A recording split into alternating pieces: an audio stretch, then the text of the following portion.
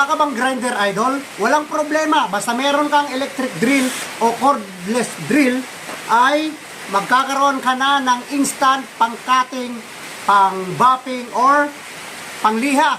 Ano? So, eto lang naman ang pinapakilala ko sa inyo, ang ating 10mm electric drill to angle grinder connector. Ano? Pwede mo na siya multifunction na siya, mga idol. Kaya ano pang ginagawa mo? Kung mahilig kang mag-DIY at wala kang grinder, basta may drill ka, kahit anong klase ng drill, magagamit mo ang connecting rod na ito from angle grinder to electric drill connector. So ano pang ginagawa mo, idol? Mag-check out ka na dyan sa Yellow Basket bago pa magkaubusan ng stock.